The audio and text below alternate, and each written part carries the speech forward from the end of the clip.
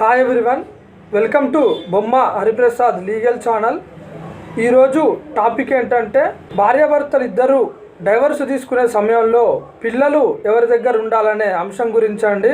ఒక సగటు మనిషికి చట్టాల గురించి ఎంతో కొంత అవగాహన కల్పించాలనే ఉద్దేశంతో మాత్రమే ఈ యొక్క ప్రోగ్రామ్స్ చేస్తున్నాం, ఎక్స్పర్ట్స్ కోసం కాదండి. డైవర్స్ అప్లై చేసి కోర్టులో డిస్ప్యూట్ నడుస్తున్న సమయంలో పిల్లలు ఎవరి దగ్గర ఉండాలని కోర్టులు ఆలోచిస్తాయి.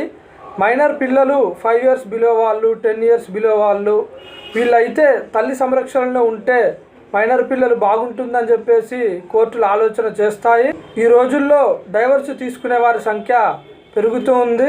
కోర్టులో డిస్ప్యూట్ నడుస్తున్న సమయంలో పిల్లలు నా దగ్గర ఉండాలంటే నా దగ్గర ఉండాలని చెప్పేసి భార్యాభర్తలు ఇరువురు తగాదాలు పడే పరిస్థితిని చూస్తున్నాం. అలాంటి పరిస్థితుల్లో ఉన్నప్పుడు మైనర్ పిల్లలు కాబట్టి తల్లి దగ్గరే ఉండాలని చెప్పేసి కోర్టులు ఆలోచిస్తాయి.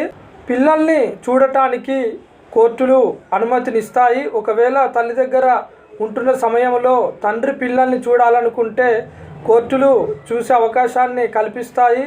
వాళ్ళ క్షేమ సమాచారాలు, మంచి చెడులను చూసే అవకాశాన్ని తండ్రికి కోర్టులు కల్పిస్తాయి. ఉదాహరణగా చెప్తున్నానండి, పిల్లలు నాకొద్దు, నీ పిల్లలు నువ్వే తీసుకెళ్ళని చెప్పేసి భర్తతో ఎవరైనా సరే భార్య అంటున్నప్పుడు తల్లి అనుమతి ఉంది కాబట్టి మైనర్ పిల్లలైనా సరే తండ్రి ఆ పిల్లల్ని తీసుకువెళ్ళి చూసుకునే అవకాశం ఉంది.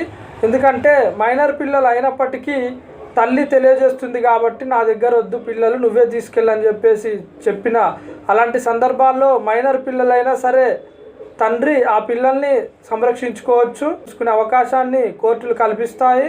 ఈ రోజుల్లో పరిస్థితి చూస్తే డైవర్స్ తీసుకునే వారి సంఖ్య విపరీతంగా పెరిగిపోతూ ఉంది. ఇలాంటి సందర్భంలో డైవర్స్ తీసుకునే వారు కోర్టులో డిస్ప్యూట్ నడుస్తున్నప్పుడు ఈ విధంగా పిల్లల సంరక్షణ చూసుకునే అవకాశాన్ని కోర్టులు కల్పిస్తాయి. ఈ యొక్క న్యాయ సమాచారం మీకు నచ్చినట్లయితే ఒక లైక్ చేయండి. అదేవిధంగా మీ ఫ్రెండ్స్కి, మీ రిలేటివ్స్కి షేర్ చేస్తారని ఆశిస్తున్నాను. మరో టాపిక్తో, మరో ప్రోగ్రామ్తో మళ్ళీ మీ ముందుంటాను. అంతవరకు మన ఛానల్ని ఫాలో అవుతూ ఉండండి. Thank you for watching our videos. Please subscribe.